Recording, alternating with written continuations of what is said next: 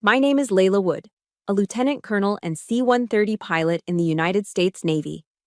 3 days ago, I flew a plane through a Category 4 hurricane to save 3 lives.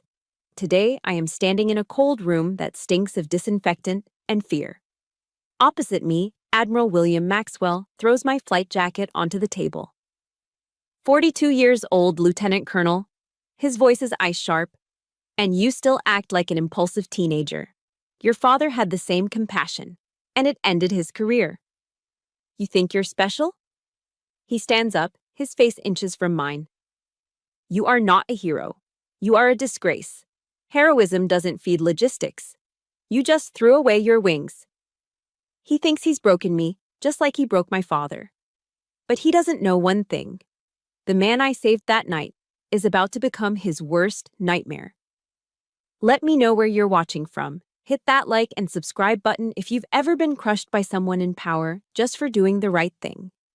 The cockpit of a C-130 isn't built for comfort. It's built for work. And in a Category 4 hurricane, that work is hell. We were operating out of Naval Air Station Pensacola, Florida. The base was on high alert, the wind already screaming over the massive hangars like a living thing. My aircraft, call sign, The Rock, was rattling so hard I could feel the vibrations in my teeth. The air was thick with the smell of damp metal and ozone. This wasn't a normal storm. This was a monster trying to swallow us whole. The yoke bucked in my hands, slick with sweat. Every rivet in the fuselage was groaning, a high-pitched metal shriek that sounded terrifyingly close to tearing. Altitude holding, barely, my co-pilot muttered, his knuckles white on his own controls. Through my headset, I could hear my crew chief, Anderson, muttering a prayer in the cargo bay. Anderson was old school. He'd been working on these birds since before I'd pinned on my ensign bars. If he was praying, we were in trouble. We were on a routine transport run, or what passed for routine when you were flying the edge of a hurricane.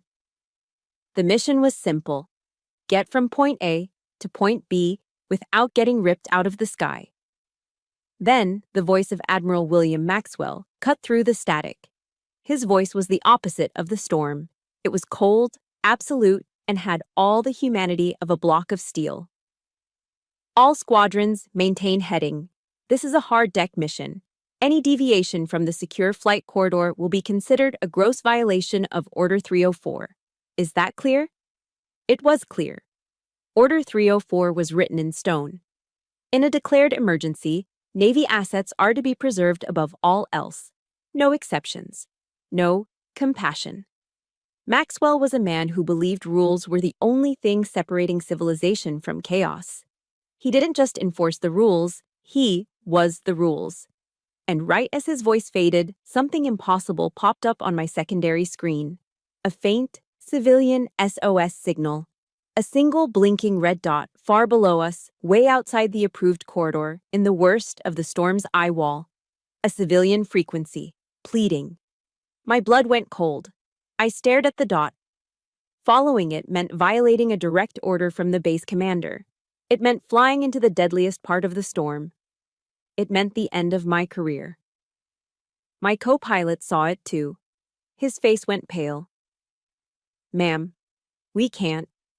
That's a death sentence, for them and for us. I knew he was right. I knew what Maxwell said.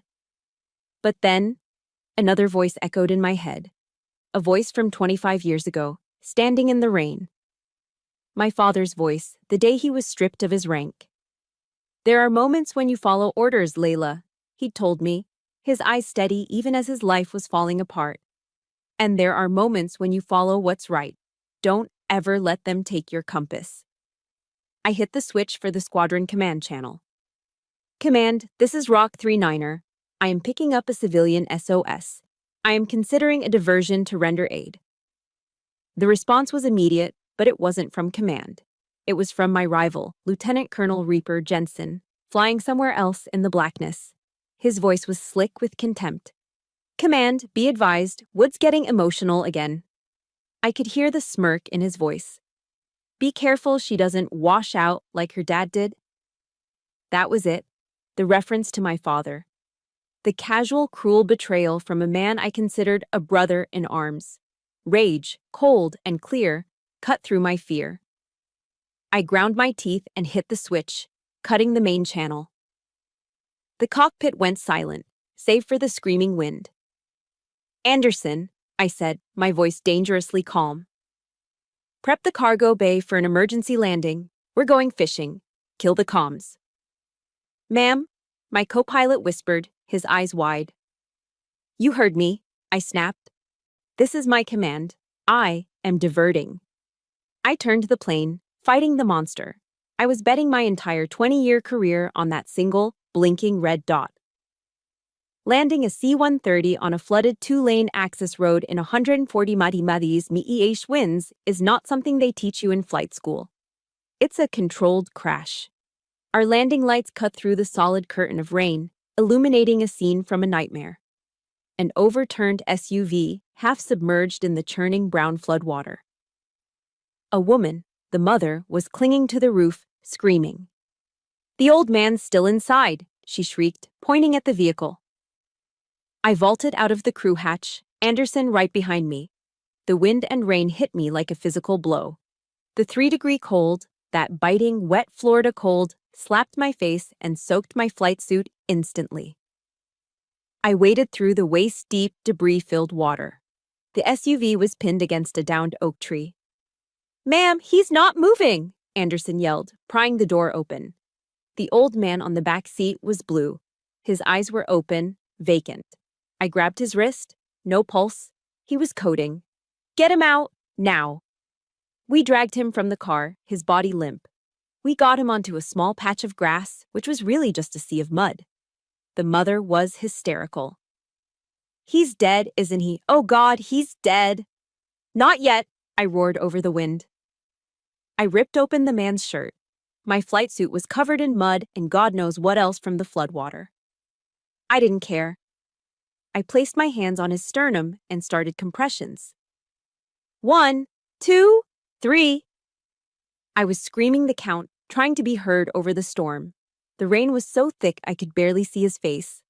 4, 5, 6. Nothing. He was gone. The family I belonged to, the Navy, would court-martial me for this. I had violated Order 304. I had lost a $60 million aircraft for a man who was already dead. Jensen's voice echoed in my ears. Emotional. 7, 8, 9. Anger surged through me. Anger at Maxwell. Anger at Jensen. Anger at this old man for daring to die on me. "Breathe, damn it!" I slammed my hands down again, pushing with all my weight. "You are not dying. Do you hear me? You are not dying."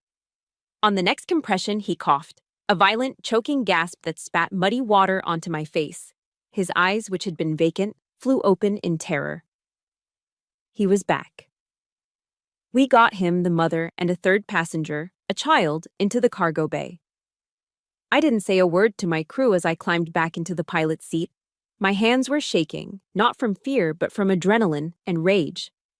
I taxied the Rock back onto the tarmac at Pensacola an hour later. The storm was still raging. As the engine spooled down, I saw my crew chief, Anderson, waiting for me on the rain-swept concrete. He was standing under a floodlight, and I could see the look on his face clearly. It wasn't relief. It was fear. And he was holding a piece of paper, a summons. The summons Anderson handed me on the tarmac was cold and damp from the rain. It didn't need to be. The chill came from the words on it. AO 800. Admiral Maxwell's office. No escort. That last part was the knife. No escort. This wasn't a debrief. This was an execution. The next morning, I stood outside his office. The storm had passed, leaving behind that bright, sterile, humid air that always follows a hurricane in Florida. Maxwell's outer office was freezing. The only sound was the low, steady hum of the air conditioner, a mechanical drone that got inside my head. His secretary, a woman I'd known for 10 years, wouldn't meet my eyes. "He's waiting, ma'am." I walked in. The room was just as cold. Admiral Maxwell wasn't sitting behind his massive mahogany desk. He was standing in the middle of the room, waiting for me, his hands clasped behind his back. He was violating my personal space on purpose, a classic intimidation tactic. He let the silence stretch, forcing me to speak first. Sir, you wanted to see me. He stepped closer, his eyes like polished stones. Your father was a failure, Wood. A man who let his feelings override his oath, and you are walking the exact same path. I stood rigid, my eyes locked on the wall behind him. Sir, with all due respect, I saved 3 lives. You saved nothing, he was suddenly shouting, his face inches from mine. You violated a direct order, endangered a $60 million asset, and exposed your crew to unacceptable risk, all for a feeling. He jabbed his finger hard into my chest, right over my name tag. I will not let the sentimental, pathological compassion of your family line infect this base. You are suspended, effective immediately. I should have felt shock. I should have felt anger. But all I felt was a cold, familiar emptiness. The floor had just dropped out from under me. But that's not all, he said, his voice dropping to a low, satisfied hiss. He stepped back and pointed to my chest. Give them to me. Sir? Your wings, Lieutenant Colonel. Give them to me. Now! This was a new level of cruelty. Flight wings are earned. They are part of you. You don't just take them. My hands were shaking, but not from fear. It was pure, distilled rage. I slowly reached up, my fingers fumbling with the pin. I unclasped them, the gold aviator wings I'd earned 20 years ago, and placed them in his outstretched palm. He looked at them. Then he looked at me, and his lips curled into a smile of pure contempt. You'll report to Building 7, Logistics. Your off-flight status indefinitely. He tossed my wings onto his desk as if they were trash. Go count socks and underwear, Lieutenant Colonel. That's your level now. My first day in hell was hot. Building 7 was a giant windowless metal warehouse that smelled of dust, old canvas, and processed food. In the Florida heat, it was an oven. I, a C-130 pilot with 10,000 flight hours, a combat veteran, a lieutenant colonel, was handed a gray plastic barcode scanner. My job was to conduct an inventory of MREs, meals ready to eat. I scanned a box. Beep. Beef stew, 24 units. I scanned another. Beep. Chili mac, 24 units. The logistics personnel, mostly young enlisted sailors, watched me. They didn't look at me with respect. They looked at me with a mixture of pity and raw fear.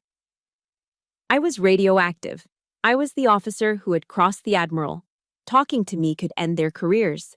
So they just stared, then went back to their forklifts, leaving me alone in the oppressive heat with the endless, mindless beep of the scanner. Beep. This is what a 20-year career sounds like when it dies. Beep. This is the sound of your family throwing you in the garbage. The worst part, the part that still makes my stomach clench, came at noon. The mess hall. I had to eat. I was still a human being. I walked into the squadron mess. It was loud, the familiar, comforting chaos of 100 pilots yelling, laughing, and scraping forks on plates. I stepped through the door, and the sound stopped. It didn't fade. It stopped, like someone hit a mute button. 100 conversations died mid-word. The clatter of knives and forks ceased. 50 pilots, 50 men I'd flown with, trained with, celebrated with, 50 men I called my brothers. Every single one of them looked up, saw me, and then looked away. They looked at their food. They looked at the walls. They looked anywhere but at me. The silence was deafening, broken only by a single, low snicker. Reaper, Jensen, and his table. They were staring right at me, smiling. I held my head high. I would not let them see me break. I grabbed a tray, my hands numb. I got my food, paid the cashier, and started walking toward an empty table in the corner. I had to walk past Jensen's group. As I passed, a pilot sitting with him, a young lieutenant I'd recently signed off on his C-130 certification, accidentally slipped. His entire tray of spaghetti flipped into the aisle, right at my feet. A spray of hot, pulpy red sauce and noodles splattered across my boots and the cuff of my uniform. "Whoa, my mistake, Lieutenant Colonel," the pilot said, his voice dripping with fake politeness. Jensen and his buddies erupted in laughter. I froze. I looked down at the mess on my boots. I looked up at the pilot, who was still smirking. Not one person said a word. Not one officer in that entire room stood up. Not one brother told him to clean up his mess. They just watched. I said nothing. I just stepped over the spaghetti and continued to my empty table. I sat down, in the suffocating silence, and I ate my lunch. It's a terrible feeling, isn't it? Being made to feel invisible by the very people you thought were your family. Being the one everyone whispers about, but no one will talk to. If you've ever felt that chill run down your spine, if you know what it's like to be the outcast in the room, please support this story by hitting like and just comment the word invisible below. Let me know I'm not the only one.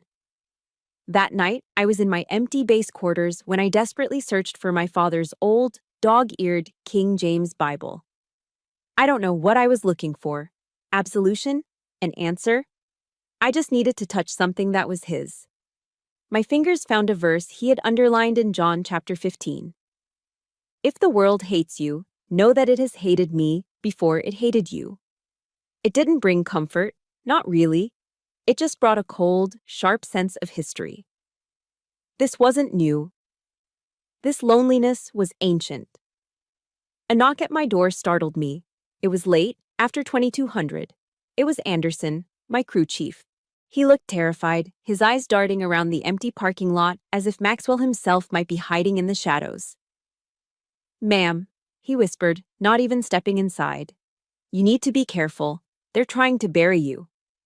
"What do you mean, Anderson? He's already grounded me." "It's worse than that," he said, his voice low.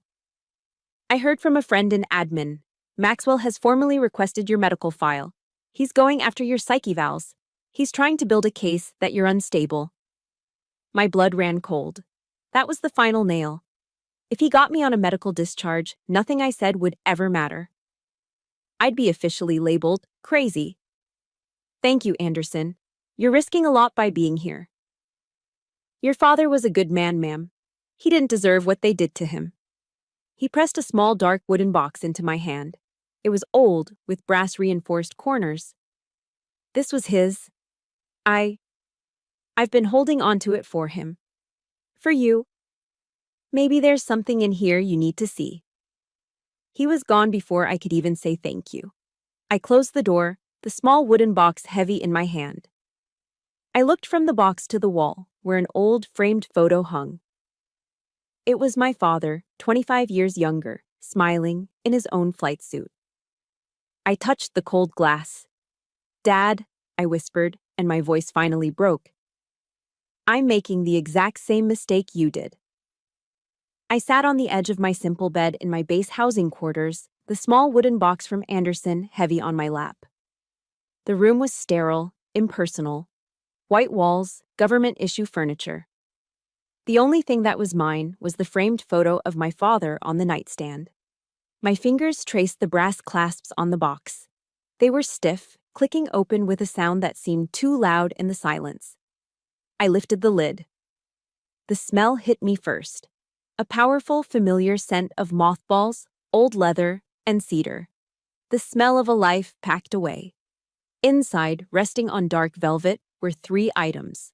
First, my father's own aviator wings. They were tarnished, the gold finish worn down to the metal in spots. They looked nothing like the shiny, perfect ones Maxwell had tossed on his desk. These looked used, worn, respected. Second, a photograph. It wasn't the formal portrait I had. This was a candid shot from the 1970s. My father, young, leaning against the nose of an F-4 Phantom. That iconic, shark-toothed grin on his face. He looked invincible. He looked happy. And third, beneath the photo, was a thick, cream-colored envelope. It was sealed with a wax stamp of the Navy Eagle, now cracked with age. The paper was yellowed, brittle at the edges. My blood turned to ice as I read the addressee, written in my father's precise, angular handwriting. Rear Admiral William Maxwell, personal and urgent. My breath caught. Anderson hadn't just given me a box of memories, he had given me a weapon. The name Maxwell was a key. Unlocking a door in my mind I kept bolted shut. The sterile quiet of my room faded, replaced by the sound of a cold, driving rain. A rain from 25 years ago. I was 17. I was standing across the street from the court-martial building, my cheap umbrella threatening to turn inside out. My mother stood beside me, perfectly still, her face pale. The doors opened and my father, Colonel Robert Wood, walked out. He wasn't in his dress whites. He was in his simple khaki service uniform, carrying his cover in his hand.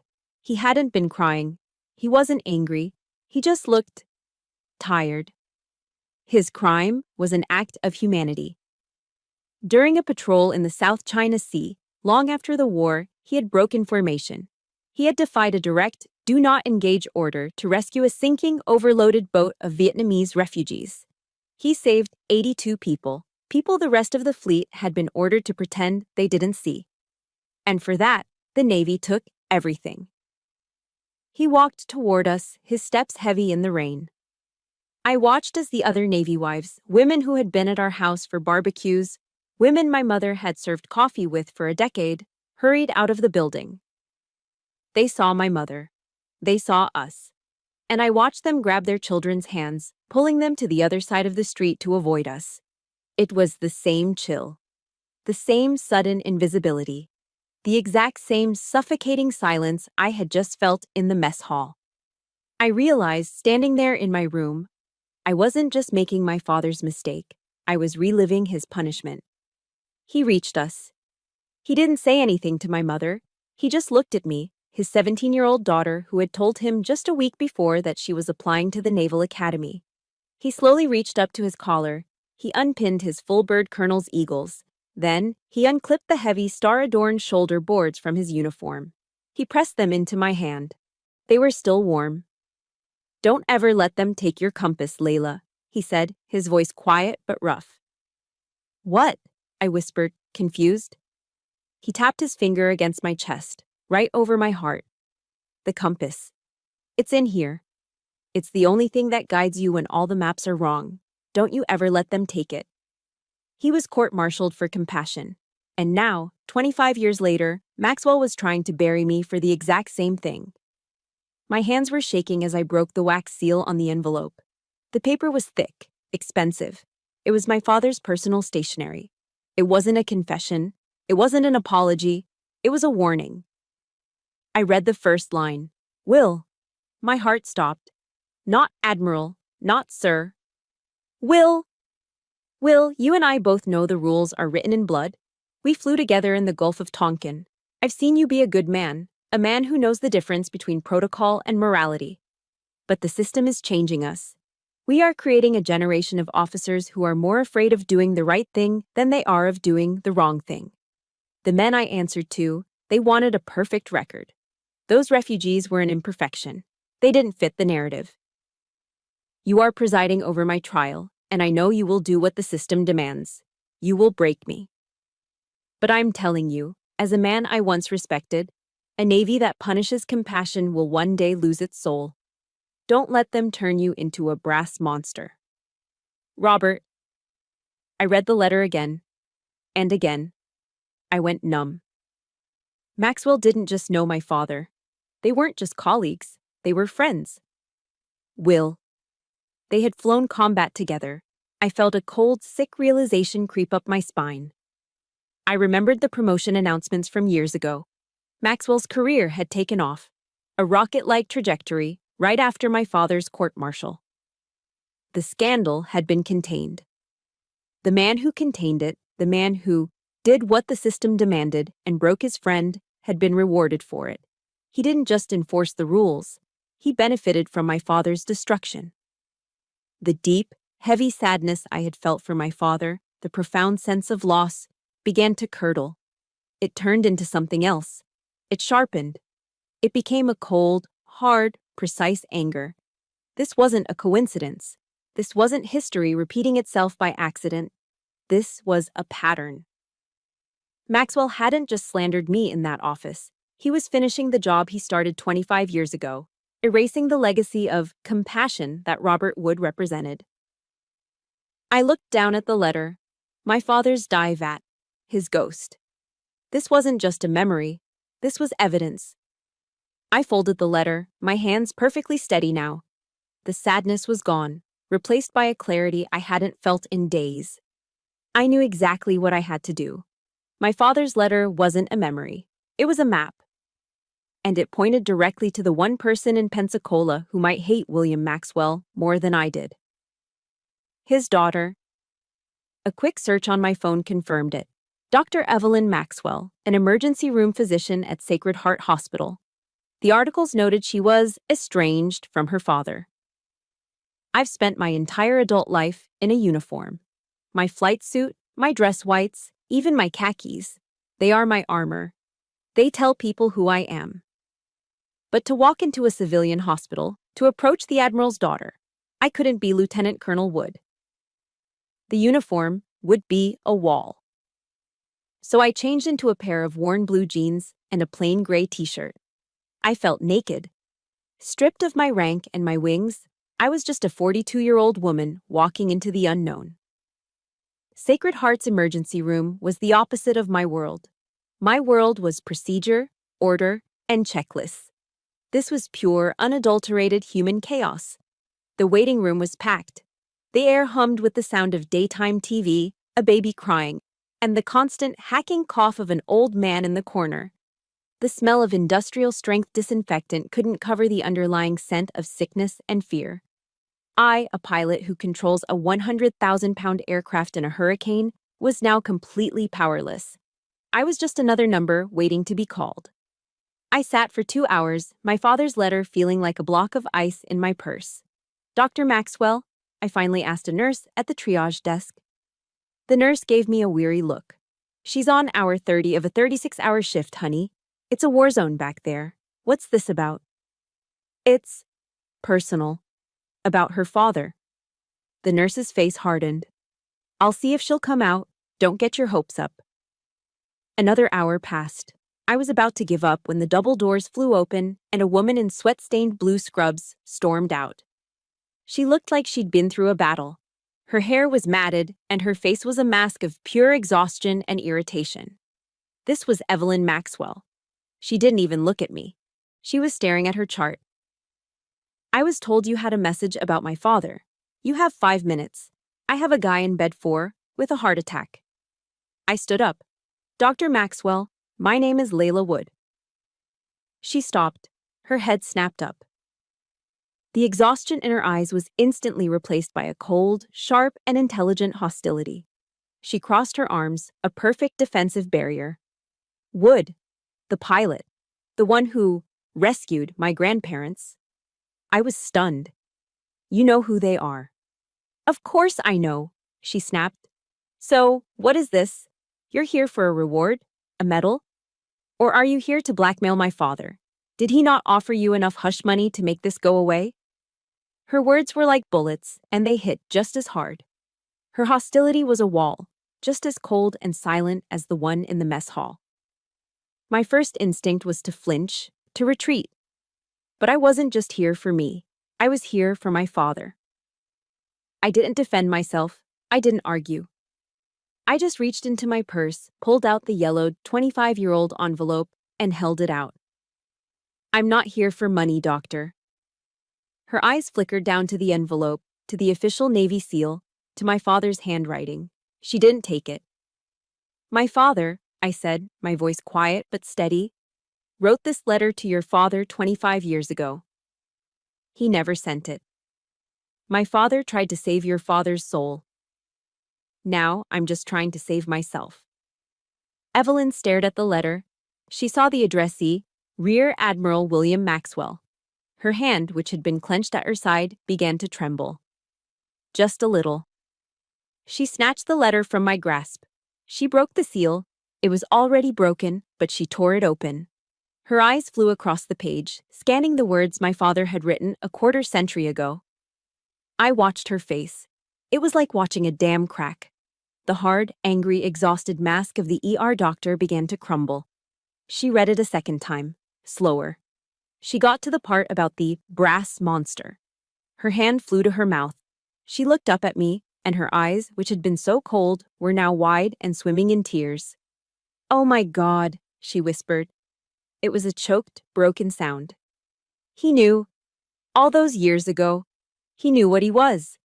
She grabbed my arm, her grip surprisingly strong. "Come with me, not here." She pulled me through the double doors, past the trauma bays, and into a tiny windowless office that smelled of stale coffee and bleach. She slumped into her desk chair and stared at the letter.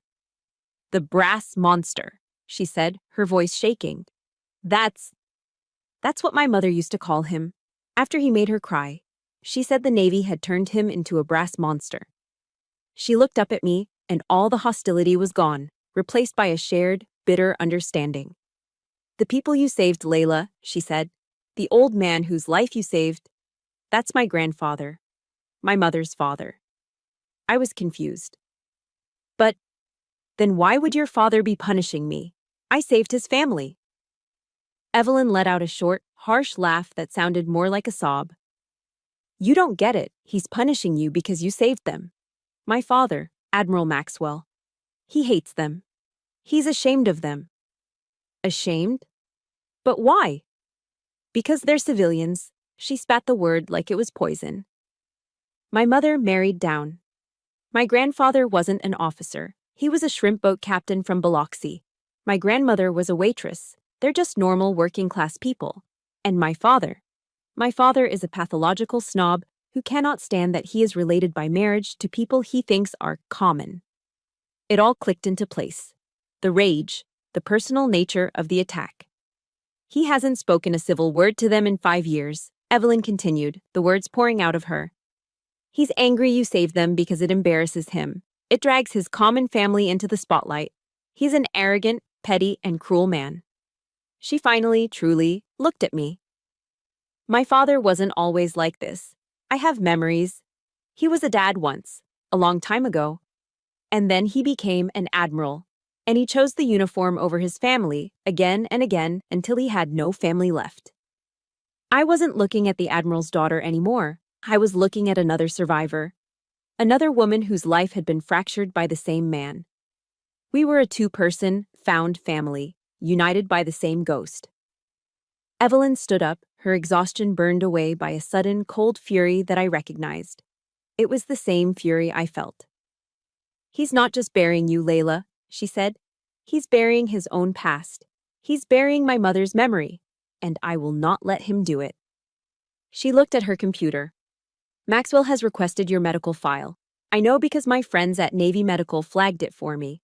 He's trying to build a case that you're unstable." "He's trying to have me medically discharged," I whispered, the full weight of Anderson's warning hitting me. "Worse," Evelyn said. "He's organizing a public hearing, a formal review board. He doesn't want to just discharge you, he wants to discredit you. He wants to stand up in front of your peers and label you mentally unfit. It's not a hearing, Layla. It's a show trial." The summons, the cold room, the humiliation. It was all a prelude. "He thinks he's beaten you," Evelyn said, her eyes flashing. "He thinks he's beaten me, but he just made one mistake." "What's that?" "He made us find each other. We have to act, and we have to act fast, before that hearing." Evelyn's warning came too late. The hearing was scheduled for the next day. 0900. It wasn't a hearing, it was a public execution. The base auditorium was packed. It was a mandatory training event. Every officer in Pensacola who wasn't currently in the air was there, a sea of white and khaki uniforms. The air was thick and cold, not from the air conditioning, but with palpable fear. I saw them all. The pilots from the mess hall who had turned their backs. The young officers who looked at me with pity. The senior officers who looked at me with cold judgment. This was Maxwell's message, delivered to the entire base. This is what happens when you cross me. I sat alone at a small bare table in the center of the floor. There was no defense counsel. There was no jury of my peers. There was only me and the stage. Admiral William Maxwell sat on a high dais, elevated above everyone like a king on a throne. A single gavel rested on the podium in front of him. He looked out at the silent crowd, his face a mask of stern, righteous authority.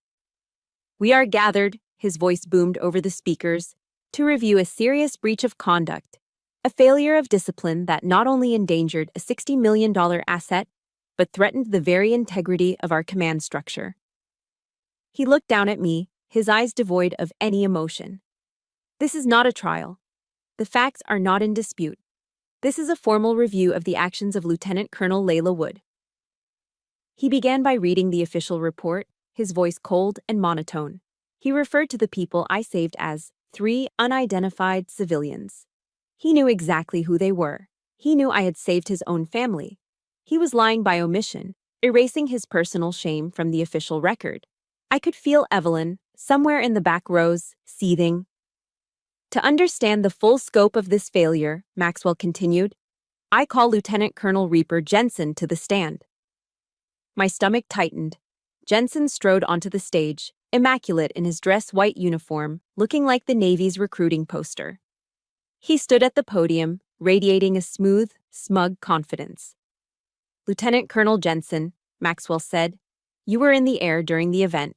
Can you describe Lieutenant Colonel Wood's demeanor? Jensen nodded, his face a perfect picture of reluctant concern. With all due respect, Admiral, she was erratic. A murmur went through the crowd. She was shouting over the comms, Jensen said, his voice smooth as oil. She seemed highly emotional. When command denied her request to divert, she simply stopped responding. It was my assessment that she panicked. Liar. My hands, resting on the table, clenched into white-knuckled fists. I stared at the wood grain, digging my nails into my palms. She was feeling something, Jensen continued, putting a slight, derogatory emphasis on the word. It was unpredictable. In my opinion, sir, her emotional state compromised the entire crew. He was using the oldest attacks in the book. He was painting me as a hysterical woman, incapable of handling pressure. He was telling a room full of male pilots that I was exactly what they feared. Emotional. I felt hundreds of eyes on me, judging me, believing him. I had flown 10,000 hours. I had landed a C-130 with 2 engines out in a sandstorm. And this man, this weasel, was dismissing me as emotional in front of my entire world. Thank you, Lieutenant Colonel, Maxwell said, dismissing him. Jensen walked off the stage, shooting me a tiny, triumphant smirk as he passed. Maxwell picked up a sheet of paper. The charges are as follows. Willful disregard for a direct order, Article 92. Gross negligence and endangerment of a $60 million naval asset. Dereliction of duty. He put the paper down and leaned into the microphone. You did all of this, he said, his voice dropping, for a feeling. A feeling that you, a lieutenant colonel, decided was more important than the discipline of the United States Navy. He paused, letting the silence hang. Then, he delivered the killing blow. I have reviewed your record, Lieutenant Colonel. It is adequate. But it shows a disturbing pattern, a tendency to question, a tendency to prioritize emotion over order. He looked directly at me, his voice carrying to every corner of the packed hall. Your discipline is lax, Lieutenant Colonel, just like your father's. There it was, the public shaming, the connection. He wasn't just firing me, he was branding me as the failed daughter of a failed officer. He was executing my career and my father's legacy at the same time. The humiliation was a physical thing. It was hot, and it rose up my neck, burning my face. I could feel the stares. I could feel the whispers. I refused to look down. I refused to cry. I would not give him the satisfaction. I remembered my father's words, standing in the rain, 25 years ago. Don't ever let them take your compass, Layla. It's in here. It's the only thing that guides you when all the maps are wrong. They could take my wings. They could take my career. They could humiliate me, but they could not touch that. My compass was my own. My spine straightened. The heat in my face cooled. My hands unclenched. I was no longer angry. I was just clear. The calm I felt in the storm, it was back. Maxwell seemed to sense the shift.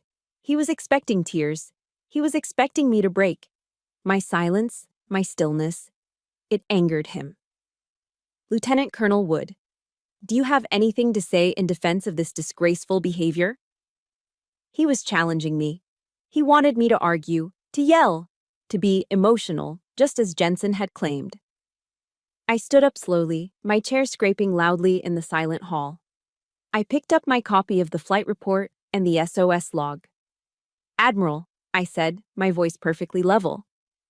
I have the flight recorder data that contradicts Lieutenant Colonel Jensen's testimony, and I have the identities of the civilians who… Bang! The sound of his gavel was like a gunshot. Sit down! He roared. The entire room jumped. You are here to answer, Lieutenant Colonel, not to ask questions. You are not here to present evidence. He was furious, his mask of control slipping. We are not here to listen to your excuses. Your record is clear. Your insubordination is clear. He was breathing heavily, his face flushed. You are a liability, Lieutenant Colonel Wood, a burden on this organization. He leaned back, visibly composing himself. He straightened his uniform. This review is concluded, he said, his voice returning to its cold steel tone.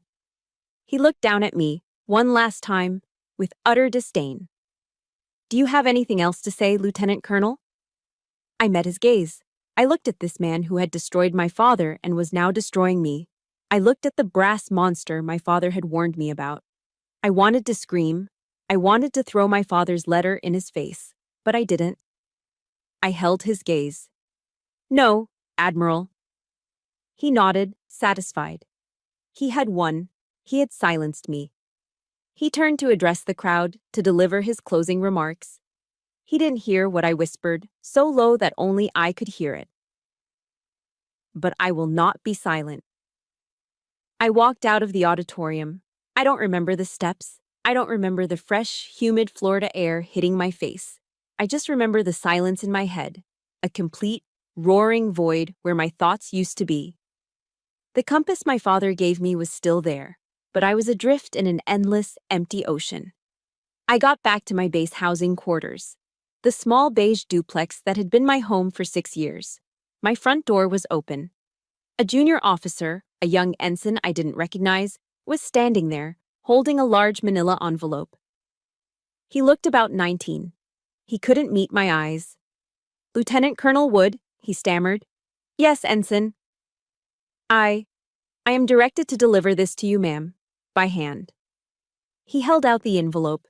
It was from the Admiral's office. Thank you, Ensign, I said. My voice sounded strange, distant. He practically ran down the walkway. I closed the door. The house was empty. I'd already started packing, boxing up my life in preparation for the inevitable.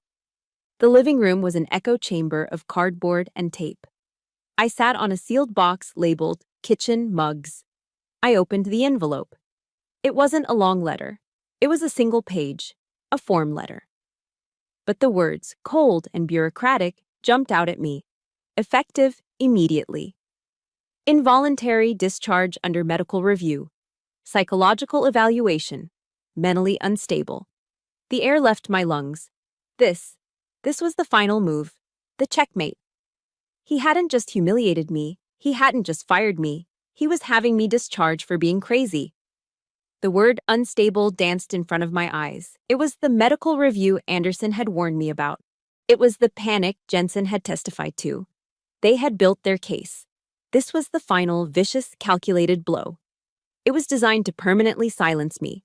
Because now, anything I said, any accusation, any letter from my father, any proof I had, would be dismissed. It would be the ramblings of a mentally unstable officer who couldn't handle the pressure. He wasn't just killing my career. He was erasing my credibility. He was erasing me. That was the last straw. That was the one blow I couldn't parry. The envelope slipped from my fingers. I slid off the box and onto the floor, my back against the wall. The silence in the empty house was terrifying. 20 years I had given the Navy. It was my church. It was my family. It was the only thing I knew. I had missed weddings, funerals, birthdays, all in service of the uniform. And they were throwing me away. Not just throwing me away, but labeling me as damaged goods. as trash.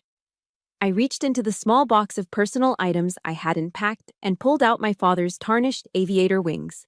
I clutched them in my hand, the metal digging into my palm. And for the first time since this whole nightmare began, I cried. I didn't just weep, I sobbed. It wasn't the hot, sharp cry of anger I'd felt in the hearing. It was the deep, gut-wrenching, ugly cry of complete and total exhaustion. The system had won. It had beaten my father, and now, 25 years later, it had finally, truly, beaten me.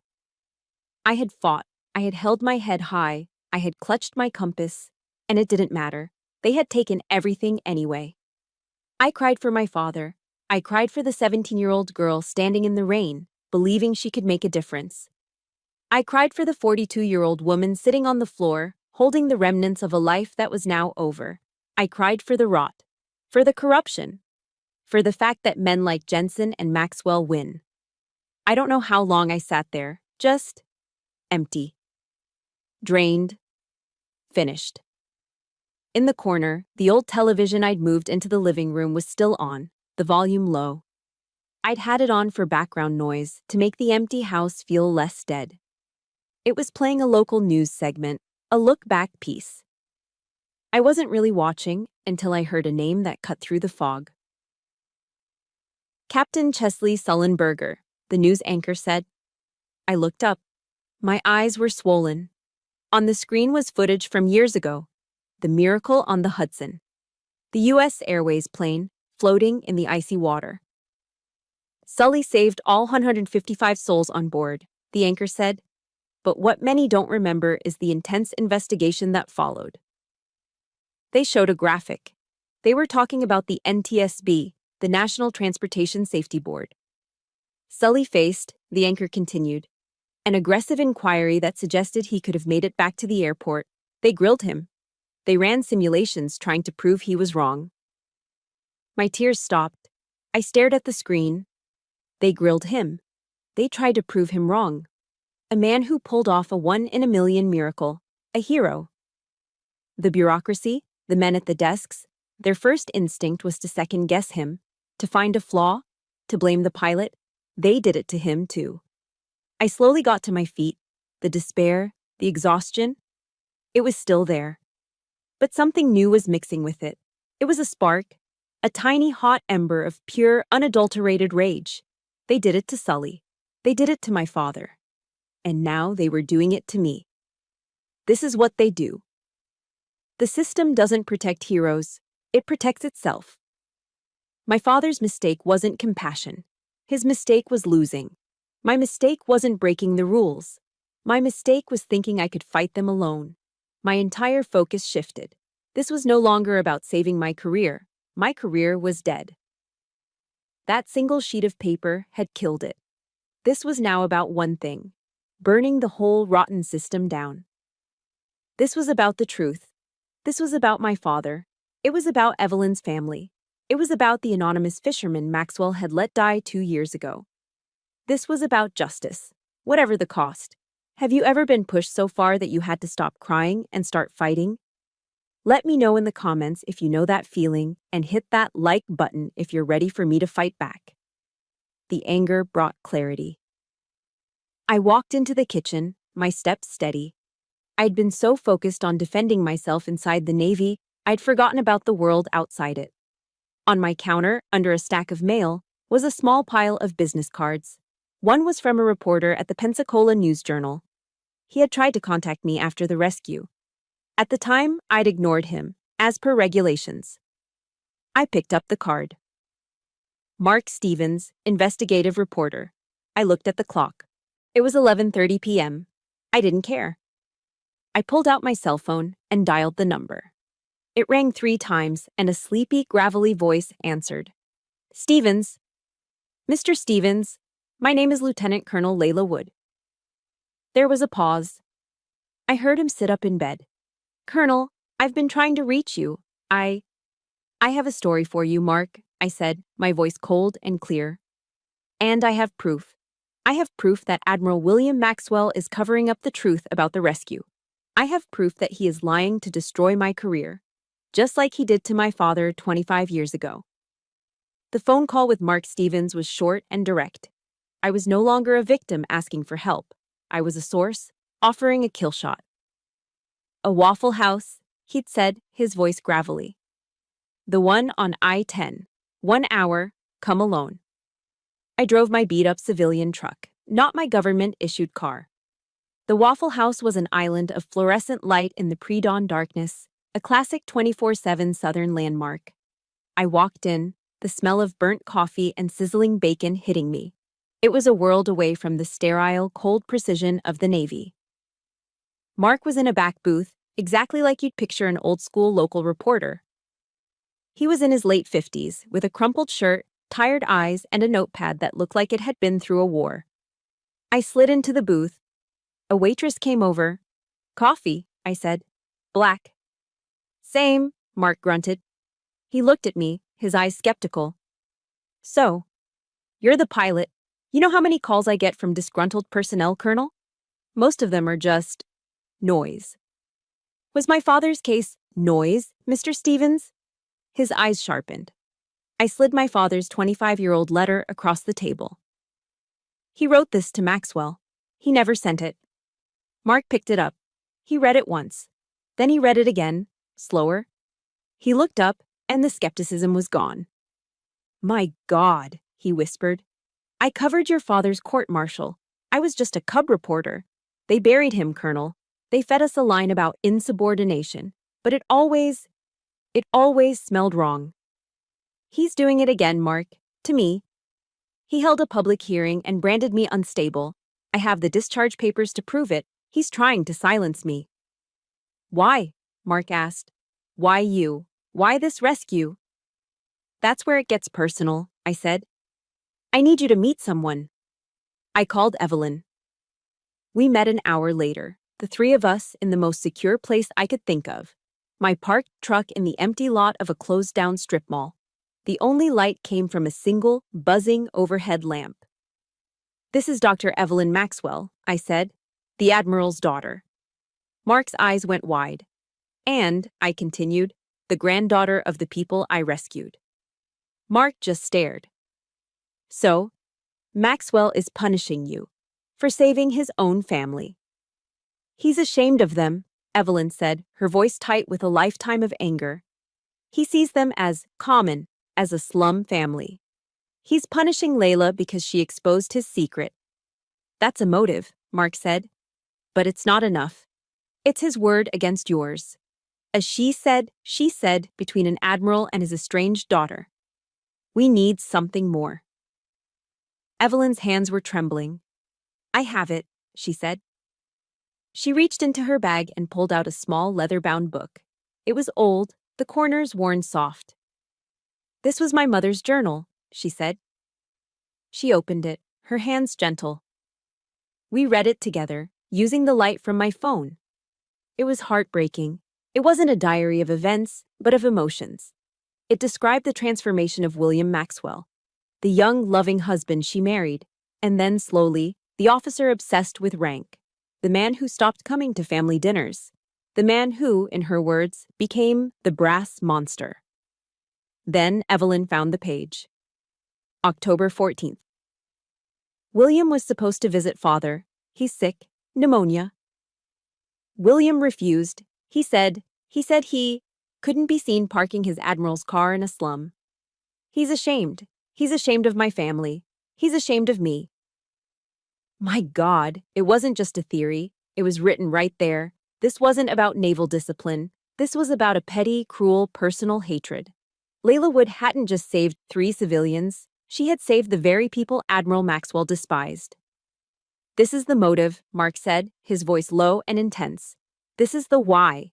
Now we need the how. We need the pattern." "What pattern?" I asked. "Your father, you. It can't just be you two.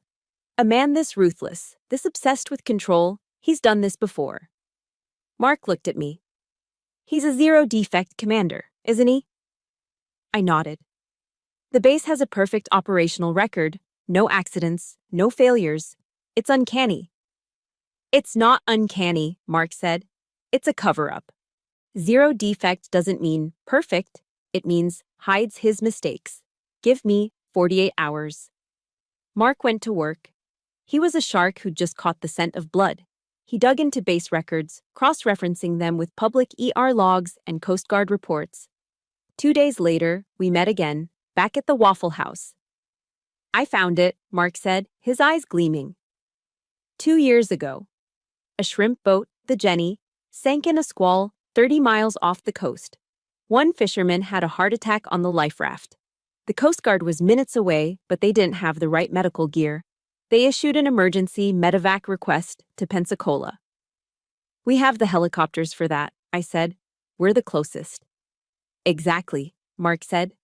The request went straight to Maxwell's desk. It was bad weather, a risk, the kind of risk you just took. What did he do? Evelyn asked, though she already knew the answer. He denied the request, Mark said. I have the log. He wrote weather conditions unfavorable, not worth the risk to naval assets. The fisherman died on the raft. Maxwell's decision. But it was logged as a civilian casualty, and his perfect operational record remained intact. It was horrifying. He had let a man die rather than risk a blemish on his perfect record. There's more, Mark said. He had found 3 other officers, all now retired or in the reserves, who had been crushed by Maxwell. One for a minor landing gear incident, another for a small fuel spill. All of them had their careers ended for a single, minor mistake. All of them had been encouraged to retire quietly to avoid public disgrace. We had it. It wasn't just me. It wasn't just my father. It was a pattern. A 25-year pattern of ruthless ambition, of personal cruelty, of covering up the truth, and of destroying anyone who was a threat. The 3 of us sat there, in the booth. The Alliance, Layla, the soldier, the target, Evelyn, the doctor, the family, the keeper of the secret weapon, Mark, the press, the Fourth Estate. We weren't just fighting for my career anymore. My career was already dead. We were fighting for my father, Colonel Robert Wood. We were fighting for Evelyn's mother and the slum family she loved. We were fighting for the dead fisherman on the Jenny. We were fighting for every other officer Maxwell had ground into dust to protect his perfect record. Mark looked at me. I have everything I need. The letter, the diary, the medevac log, the anonymous testimony from the other officers. This is a story. This is a big story. What now? I asked. Now, Mark said, pulling out his laptop. We load the bullet. He looked at Evelyn, then at me. Once I hit publish, all hell will break loose. You both need to be ready. The brass monster is about to wake up. Mark's plan was timed to the second. The all-hands meeting was mandatory. Maxwell had summoned all 1,000 officers on base to the main auditorium. He was a man who needed an audience for his executions. Mark, Evelyn, and I had a plan. I wasn't going to hide. I wasn't going to be packed and gone by the time he announced my discharge. I was going to be there. I stood in the back, in uniform, my hands clasped behind my back. Maxwell took the stage. He stood at the high podium, basking in the sea of uniforms, the picture of absolute power. Good morning, his voice boomed, sharp and cold. We are here today to address a critical matter of discipline. This base, my base, operates on a zero-defect policy. There is no room for error. There is no room for weakness. He let the words hang. I could feel the fear in the room. This was his church, and he was the high priest. We demand perfection, he continued. And when an element proves to be unreliable, unstable, it must be purged. He held up a single piece of paper, my medical discharge. Today, we take that step. We purify our ranks. Effective immediately, Lieutenant Colonel Layla Wood. He never got to finish the sentence. It started with a single buzz, a phone in the front row vibrating on the table. Maxwell paused, glaring at the officer who quickly silenced it. Then another buzz, and another, and then 10. And then, like a swarm of angry hornets, the entire room, 1,000 phones in 1,000 pockets, began to vibrate. Beep, beep, beep. A ripple of confusion swept the auditorium. Officers looked down at their phones, their eyes widening. A whisper started, then grew. I saw a young lieutenant near me pull out his phone. His jaw dropped. He showed it to the man next to him. I could read the headline of the Pensacola News Journal, pushed to every phone in the zip code. Admiral Maxwell lied. Hero pilot discharged to hide family scandal. Silence! Maxwell roared into the microphone. Attention on deck. But no one was listening. They were reading. They were reading about my father. They were reading about the Jenny. They were reading excerpts from a private journal. Maxwell's face, which had been a mask of stone, began to crack. The color drained from it. He went from tan to gray in a heartbeat. I said, attention, he stammered. And that's when the main doors of the auditorium burst open. Bang! The heavy wooden doors slammed against the walls. Every head in the room turned. It was Evelyn.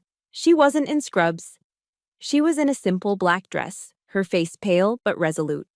She strode down the center aisle, her heels clicking loudly in the stunned silence. Father, she shouted. Her voice, unamplified, was raw and powerful. Maxwell looked as if he'd been struck. Evelyn, what is the meaning of this? Remove this civilian. You lied, she yelled, pointing at him. The entire room turned back to Maxwell, then back to her. You stood on that stage and you lied. Security, Maxwell bellowed, his voice cracking. You lied about me, Evelyn cried. You lied about my mother. You lied about my grandparents, the people she saved. This is nonsense, Maxwell stammered, gripping the podium. This is the rambling of an unstable. The truth, Father. The truth you've been hiding for 25 years. The room was in chaos. Officers were on their feet, looking at the stage, at their phones, at Evelyn. And then they saw she wasn't alone. Evelyn had been pushing a wheelchair. In it sat a frail old man, bundled in a blanket, an oxygen tube clipped to his nose. It was her grandfather. The man I had pulled from the mud. The unidentified civilian. Maxwell's father-in-law. Evelyn pushed the wheelchair right to the foot of the stage. Tell them, Grandpa, she whispered. The old man looked at Maxwell. He was weak, but his eyes were clear. With a tremendous effort, he gripped the armrests of the wheelchair. He began to stand. He was shaking, wobbling, but he got his feet under him. He stood, frail and small, staring up at the Admiral. Maxwell was frozen. He looked like he had seen a ghost. Will, the old man said. His voice was a thin, reedy rasp, but in the dead silence, it carried like a cannon shot. Maxwell flinched. Will, the old man said again, his voice gaining a fraction of strength. I read the paper. I read what my daughter wrote about her mother. Sir, this is not the, Maxwell began. You let your pride, your damned black pride, you let it almost kill me, the old man rasped. You were ashamed of us, ashamed of your own family. That's a lie, Maxwell shrieked, his composure completely gone. And now, the old man said, ignoring him, you are letting that same pride destroy this woman. He turned slowly and looked across the floor to where I was standing in the back. He didn't know me. He'd been unconscious, but he knew. He pointed a shaky finger at me. Young lady, he called out, you are a hero. I felt the tears finally come, hot and fast. Then the old man turned back to the stage. He looked at the towering, decorated, powerful man on the dais, his son-in-law. He raised his finger one last time. And you, he said, his voice full of a lifetime of quiet disappointment.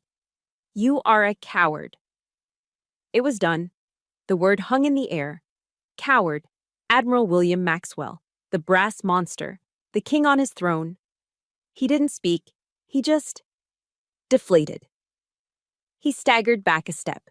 He looked out at the 1,000 faces staring at him, faces that were no longer full of fear, but full of shock and contempt. He reached back blindly for the chair behind him. And he collapsed. He didn't faint. He just sank. A 60-year-old man, defeated, broken, and alone, in front of his entire world. The king was off his throne. The spell was broken. The aftermath of the all-hands meeting was not loud. It was a deafening corporate silence. The chaos of that morning gave way to a base holding its breath. Maxwell hadn't been arrested. He had simply vanished. He was escorted from the auditorium by two quiet, grim-faced officers from his own staff, and the base was left in a state of shock. Within 12 hours, a high-level investigation team from Washington, D.C. was on the ground. They weren't there to interview me. I had already given my statement to Mark. They were there to manage the fallout. The Pentagon, I realized, doesn't like scandals, but it hates losing. And Maxwell had just made the entire Navy look like a fool. The investigation was swift. Faced with the Pensacola News-Journal article, the logs from the Jenny incident, the sworn affidavits from other ruined officers, and, most damningly, his own wife's journal, William Maxwell was given the standard choice offered to disgraced flag officers: retire immediately, citing personal reasons, and keep your pension, or face a full public court-martial for conduct unbecoming, abuse of power, and dereliction of duty. He chose retirement. His disgrace was quiet, sanitized by a single press release that thanked him for his 38 years of service. The brass monster didn't go out with a bang. He was snuffed out like a candle. The atmosphere on base changed overnight. The fear was gone, replaced by a strange, awkward energy. People who had avoided my gaze for weeks now nodded at me in the hallways. But the real test came 3 days later. I was back in the mess hall. My suspension was still technically in effect, but no one dared enforce it. I was sitting alone, eating a plate of eggs, when a shadow fell over my table. It was Reaper Jensen. He wasn't sneering. He was smiling. That slick, political smile that made my skin crawl. He was flanked by two other pilots from his crew. "Layla," he said, like we were old friends. He actually patted me on the shoulder. "That was just incredible. What you did. Pulling that off. We knew you had it in you." I just looked at his hand on my shoulder until he awkwardly removed it. "Anyway," he plunged on, "a bunch of us are getting together this weekend. A big BBQ over at my place. Celebrating the end of the Reign of Terror, you know? You gotta come. First round's on me." He was already turning to his friends, laughing, as if my acceptance was a given. I let the sound of the clinking forks in the hall fill the silence. Then I very deliberately set my own fork down on my plate. I looked straight into his eyes. They were the same eyes that had watched me with smug satisfaction in the Admiral's office. "The last time I saw you, Reaper," I said, my voice low and calm, "you were laughing while I was being publicly humiliated. The time before that, you were on an open channel testifying that I was emotional and panicked and a danger to my crew. The same crew I saved." His plastic smile froze. The pilots next to him stopped shuffling. "My career could have ended," I continued. "My life could have been ruined. And you were laughing." "Hey now, Layla, I was just," he stammered. "I was just playing the game. You know how it is. You gotta." "No," I said, cutting him off. The word was cold. "I don't know how it is, and I don't want to." I picked up my tray. "Don't ever speak to me again," I said. "You are not my friend." I stood up and walked away, leaving him and his crew standing there, finally, in the dead silence they deserved. I didn't look back. Setting that boundary felt harder and better than facing the storm. There was one last piece of closure I needed. I went to Maxwell's office. The nameplate was already gone. I found him inside, alone, packing cardboard boxes. He wasn't in uniform. This was the most shocking thing of all. Without the stars on his collar and the rows of ribbons, he was just an old man. A tired, defeated old man in a baggy gray suit, his shoulders slumped. The brass monster was gone. He didn't look up when I entered. "They took everything from me," he muttered, taping up a box. "My career, my honor, my family." I stood in the doorway. "No, sir," I said. He finally looked at me, his eyes hollow. "You didn't lose them," I said. "You threw them away." He stared at me, And for the first time, I didn't see hatred or contempt or arrogance. I saw regret. A deep, bottomless well of it. He didn't say, "I'm sorry." I knew he wouldn't. He was too broken for that. Instead, he walked over to his desk, opened a drawer, and pulled out a single, yellowed envelope. The original. My father's letter. He held it out to me. "He was right," Maxwell whispered, his voice hoarse. I kept it. I read it, over and over. He looked at the letter, not at me. "Your father, Robert, he was a better officer than I am. A better man." He dropped the letter into my hand. "Don't let this system turn you into me, Wood," he said. And then he turned back to his boxes. I took the letter. I finally had it. The validation. The truth. It was a bittersweet victory. I had won, but the family I'd fought for was still broken. My restoration was quiet. The new Admiral, a stern-looking woman named Hayes, called me to her office a week later. There was no crowd, no reporters, just her, me, and Anderson, who had insisted on being there. "Lieutenant Colonel Wood," she said, her voice firm but fair. "On behalf of the United States Navy, I want to formally apologize. What was done to you and to your father was a failure of leadership." She didn't make excuses. She didn't hide behind regulations. She picked up a small velvet box from her desk, opened it, and pulled out a new, shining pair of gold flight wings. "The sky is waiting for you," she said as she pinned them firmly onto my chest, right where they belonged. I saluted. "Thank you, Admiral." She saluted back. "Welcome back, Lieutenant Colonel." She paused, then gave me a small, rare smile. "And one more thing," she said. "We need your compass. Admiral Hayes's last words to me. We need your compass. We're not just symbolic." 2 weeks later, I wasn't summoned to an admiral's office. I was invited to Washington, D.C. I flew to the Pentagon, not as a defendant, but as a consultant. I sat at a long, polished table with a panel of admirals and aviation policy writers. They were grim-faced, facing a PR nightmare, but they were also, for the first time, listening. Lieutenant Colonel Wood, the panel chair, a 4-star admiral, began. "We have read your report. We have read your father's letter. And we have read Admiral Maxwell's record. It's clear the system failed you. It failed your father. Our question is simple. How do we fix it?" I took a breath.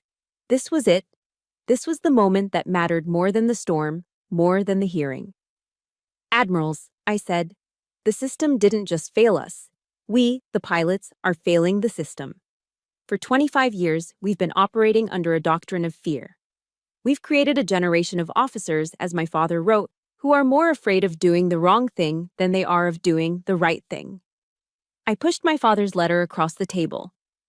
My father was punished for compassion. I was nearly destroyed for it. Maxwell's zero-defect policy. That wasn't leadership, it was tyranny. It left no room for the human element.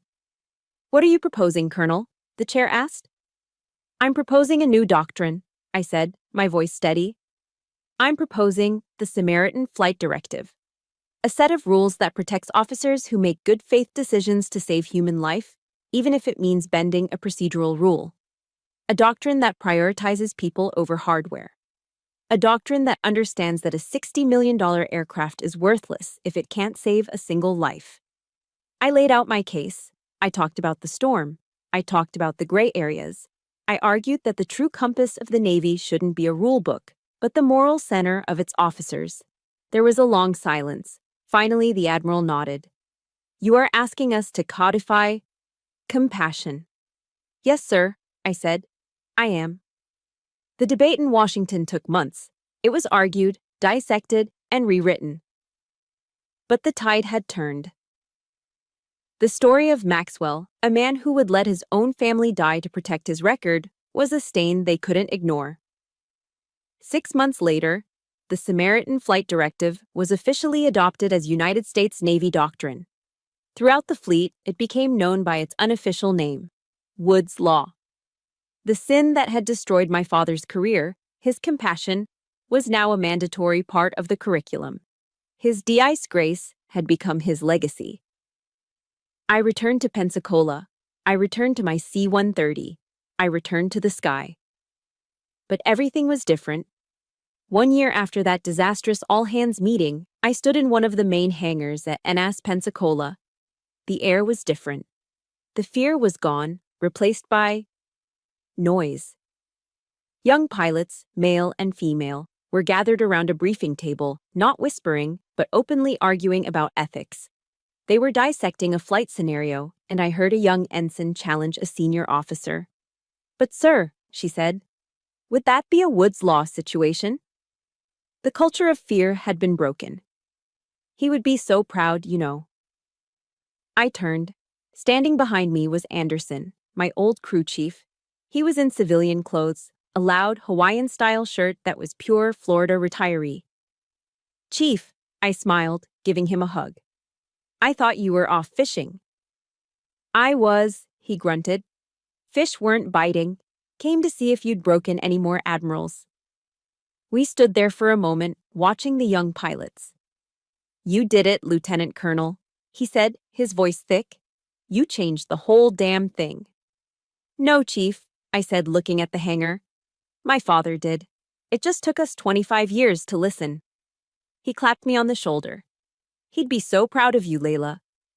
My healing didn't happen in a committee room in Washington. It happened in the air. My final checkout flight for my new role, commanding officer of the new Samaritan training program, was a routine hop. With me in the co-pilot seat was the young ensign I'd seen in the hangar, a sharp pilot named Maria Sanchez. "Nervous, Colonel?" she asked. "Always a little," I smiled. She plotted our course. We took off, climbing into the clear afternoon light. And then I looked down. We were over the Gulf of Mexico. The water wasn't gray and churning. It was a deep, brilliant, peaceful blue. I looked at the coordinates on the navigation screen. We were flying directly over the very spot where I had defied Maxwell's order. The place where the storm had nearly torn us apart. The place where I had performed CPR in the mud. I waited for the anger, for the fear, for the memory of the cold and the humiliation. But there was nothing. Just peace.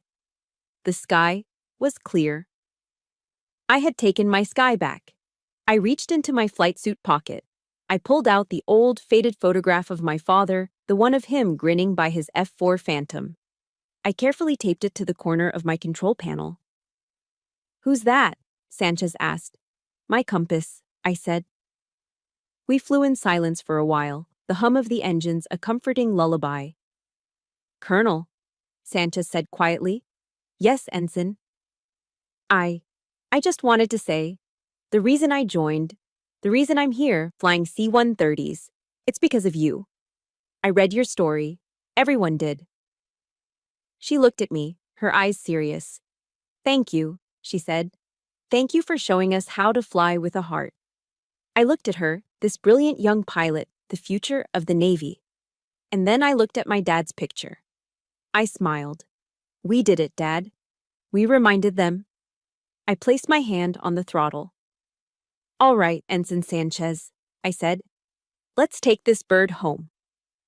We turned the aircraft.